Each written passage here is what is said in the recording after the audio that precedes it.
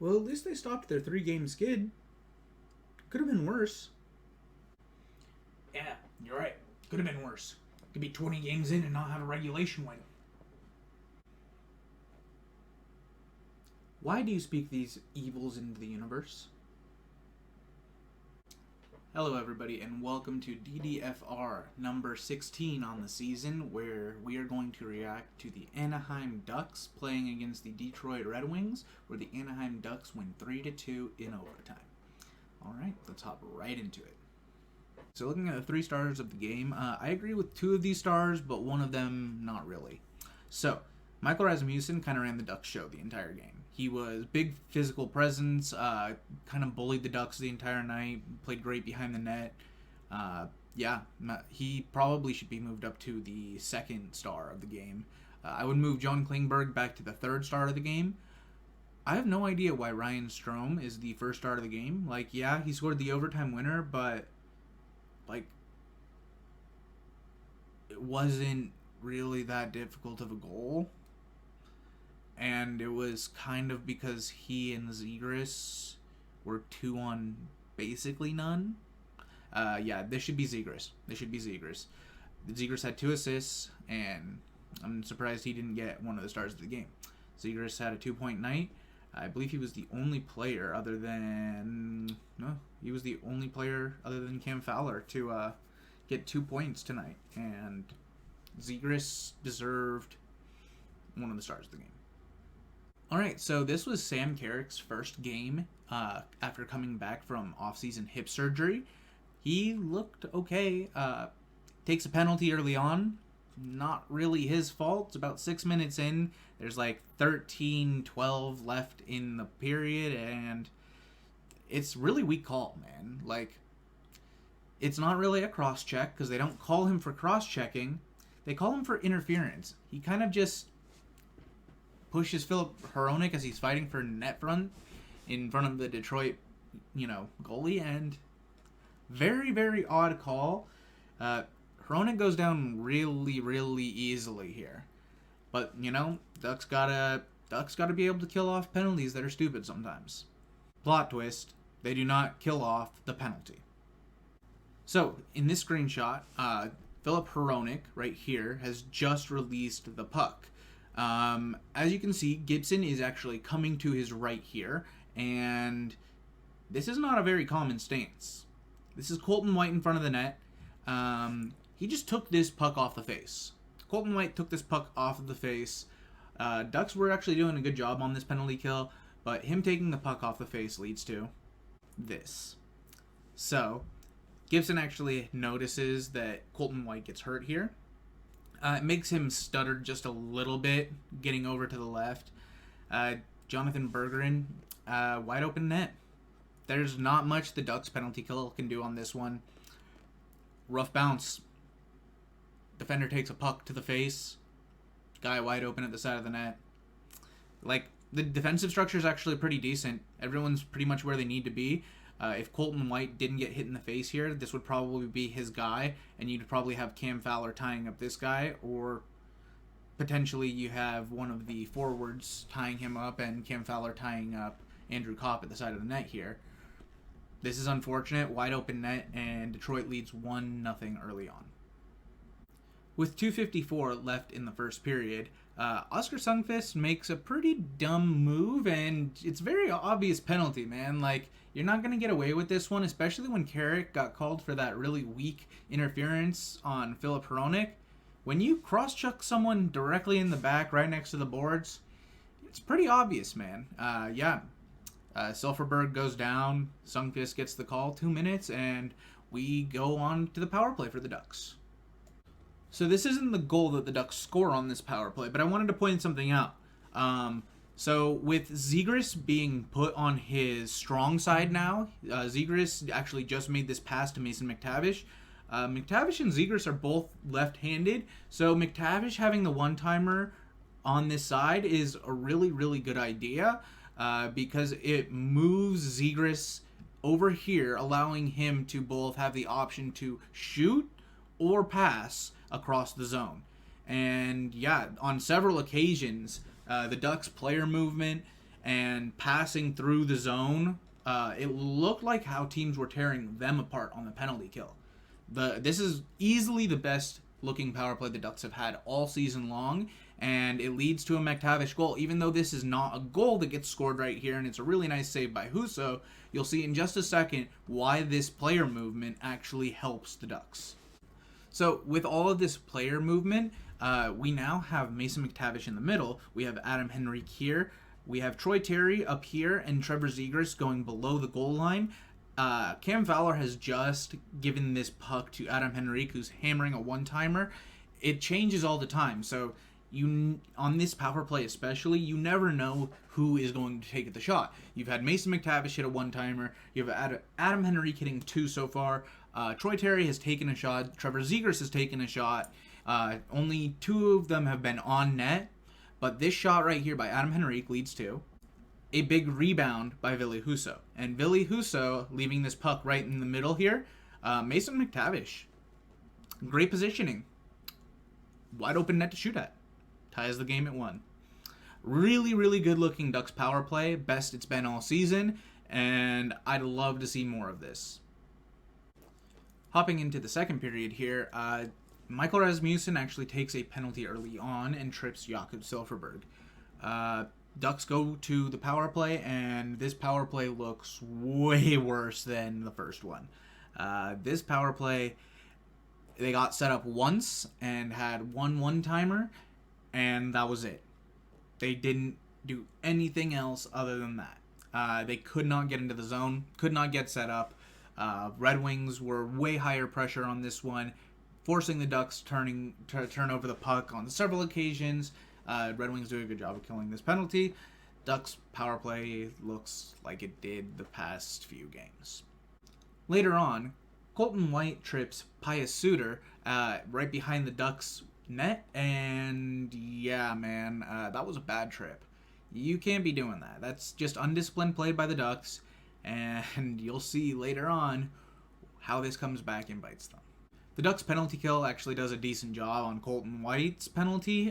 They do a good job of not letting the Red Wings into the zone. They do a good job of not letting them get set up when they did get into the zone. This PK looked a whole lot better. In the dying seconds of the second period, the Ducks yet again find a way to kill their momentum going into the third period. David Perron finds Oscar Sundqvist behind the net. Oscar Sundqvist makes a nice little pass to Michael Rasmussen. Michael Rasmussen takes it out in front of the net, kind of just skates to the dot there and turns around. And as you can see from this screenshot, this is not good. This is not good. You have 1, 2, 3 players screening John Gibson. I wrote down a note earlier in the game that Gibson looks great when he can see the puck. The goal off of Colton White's face, rough. Not much Gibson can do. He has to react to that one. But Gibson, I'm sorry, man. There's not much he can do on this one either. What do you want from him? Benoit, buddy, turn around. You gotta move him. You've gotta move him. You cannot allow one of the bigger Detroit Red Wings to stand directly in front of John Gibson uncontested. Gibson never even sees this shot. This shot goes right up and over his shoulder into the far corner, and the Ducks go down 2-1 with 35 seconds left in the second period. So we might as well start off with Austin Strand. Just dumb play. Gets his stick in the feet of Michael Rasmussen. Takes Rasmussen down. Very, very obvious penalty. And the Ducks go on the penalty kill for about 59 seconds. Right up until Sider decides to try and hack Isaac Lundstrom's stick out of his hands. It wasn't a chop that broke his stick in half or was aimed to hurt him. He knocked it out of his hands. You're going to get called for that. And the Ducks go 4-on-4. Right up until Lucas Raymond decides to take a really stupid penalty on Frank Vetrano. Vetrano's really good at getting under other teams' skins. And yeah, just going back to the bench, Raymond kind of hits Vetrano with, I don't know if Vetrano goats him into it or whatever, but Vetrano's the only one who gets physically hit, so Raymond's the only one who goes to the box. And yeah, Ducks are at 4-on-3 for about 11 seconds, and then the Ducks go on a 5-on-3 power play. So the best way to describe this Ducks 5-on-3 power play is with the word gruesome. That was disgusting to watch. Not in a good way. Ducks could not get set up with 5 players on the ice for them and 3 players on the ice for the Detroit Red Wings. This was so ugly that at this point I didn't have a whole lot of faith that the Ducks were going to do anything for the rest of the game. That was ugly. Like, what are we watching? How did it regress so bad from the first power play of the game where it was a 5-on-4, which gives the Ducks less options to pass to this 5-on-3 where they can't even make one pass? I don't know what the hell happened in between the first power play and this 5-on-3, but it was horrible. It was horrible. And right after the Ducks, finally get over that abysmal 5-on-3 that they were given, like, minute and a half later, Simon Benoit, to the goddamn rescue, hooks David Perron. It's a stupid play, man. Like, you get your stick up and under his arms, you're gonna get called for it. I don't know what you're yelling at the ref for, Benoit. Like, for the love of God, man, you need to play disciplined hockey. Colton White, Austin Strand, Simon Benoit. Undisciplined play. Undisciplined play from all of them. And it costs the Ducks momentum at several occasions. The Ducks had momentum a ton, especially at 5-on-5. They looked pretty decent at 5-on-5. They looked like they were holding pace. Dude, you suck the air out of the room with this. Yeah, Simon Benoit, stupid penalty. And then Lucas Raymond, another bad penalty on Jakob Silfverberg. And the Ducks go on a power play again, and it looks terrible again. 5-on-3 probably just killed their momentum with any power play like juju that they had going for them. Horrible. Yeah, man. Yeah. Ducks really trying here to make something happen, and they just can't. They cannot break through. Not until 47 seconds left in the period. No better time like the present to get your first, right, John? Klingberg. Harmless little floater from the point. Yeah, I mean, Ducks had the goalie pulled, and Zegras finds Fowler. Fowler, little just, throw over to Klingberg. Klingberg's throwing this through a screen. He's looking more for a deflection. This isn't really hard shot. Just goes through everybody. Ties the game, and the Ducks somehow get to overtime. At this point in overtime, the Ducks maybe have touched this puck for 2 seconds. We are 2 minutes and 59 seconds into overtime. And then Dylan Larkin finds Moritz Seider at the side of the net like this. Man, what an unacceptable overtime. The Ducks did not have possession right up until maybe a minute left in overtime. Dude, Ducks were chasing. This was horrible. They did not deserve to win in overtime. In regulation, maybe. Overtime? Hell no. Look at this. Why are you allowing this? What is this? This is Moritz Seider. Rookie of the Year last year. Moritz Seider. Calder Trophy champion. Like, dude. Be aware, Vetrano. You gotta be aware of where the defenseman is on the ice. Like, Simon Benoit was chasing Dylan Larkin. Did a good job there. He's peeling off to cover Lucas Raymond now. Don't really know what Lundstrom's doing. Lundstrom's having a good watch. Vetrano was having a good watch. He thought he was covering Moritz Seider. No, dude. Get on him. Get on him.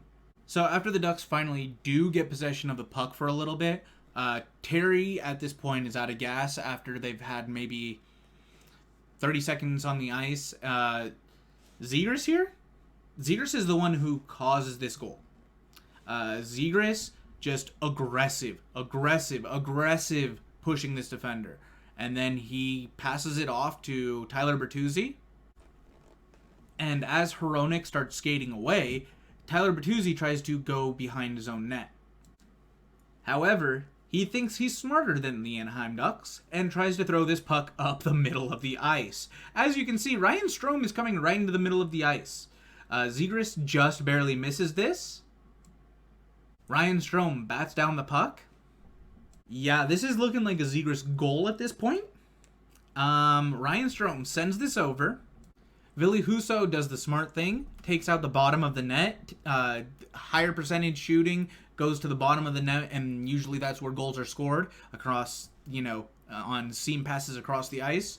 Zegras, he's not shooting this. Zegras is like, all right, this defender, Tyler Bertuzzi, he's sliding this way. This is going to be an open pass. This is going to be a wide open pass. And then my heart skipped a beat. Strome whiffs on this puck. He whiffs on this puck the first time. He puts it in the second time. And Ducks, with 51.1 seconds left in overtime, win. They score the game-winning goal from a great interception by Ryan Strome, who plays catch with Trevor Zegras. And yeah, it was a great play by Ryan Strome, but I think Zegras' knowledge to pass the puck, because he realized that this defender was going to slide out of the passing lane. Zegras deserves a whole lot of credit on this goal. From the back checking to the game awareness. This was a goal designed by Zegras, scored by Strome. Looking at the statistics of each team in this game, the Ducks were outshot by 3 shots. It wasn't a big margin this time. They were out-hit just a little bit by about 2 hits. Those are just arbitrary stats anyways. Ducks didn't get dominated in the face-off dot. However, they did lose 6 more draws than the Red Wings won. Penalty minutes, Anaheim was not the most penalized team in this game. That is the second game in a row where they weren't the most penalized team. And yeah, that's encouraging, even though it's still 4 minors you took. Like, step in the right direction that you're not the most penalized, right? Now let's take a look at the advanced statistics. So I don't know if any of you have used moneypuck.com before, but they have this thing called the deserve to win-o-meter. This takes into account puck possession time. This takes into account high danger scoring chances, expected goals for, expected goals against. And yeah, this game was Detroit's to win. Like, I saw a whole lot of people saying that, oh wow, the Ducks deserve to win this game. They were undisciplined, man. They were undisciplined. Other than Zegras, Henrique, Terry, and maybe a little bit of the Ryan Strome, Vetrano, and Silverberg line, like, they controlled play a little bit, but not even all the time when they were out on the ice. Yeah, this was about a 60% chance that Detroit was going to win this, but the Ducks pulled it out of their ass. And yeah, I mean, as a team, you want this to be right about 50. As a developing team, you want it to be right about 50, especially against other bad teams. Detroit made a bunch of big signings in the offseason. None of them have really panned out all that well, other than Ville Husso, who's been good. Got outdueled by John Gibson tonight. Yeah, man, like, gotta play it better. The game is too far out of reach for Anaheim right now. Ducks got to start playing better. Their defensive structure is porous. Like, Austin Strand and Colton White did okay, but that third pairing took 4 of the Ducks' 8 penalty minutes. It's not great. Another 2 by Simon Benoit, and another 2 by Sam Carrick. So, disciplined play. Again, I've been preaching this for weeks and weeks and weeks now.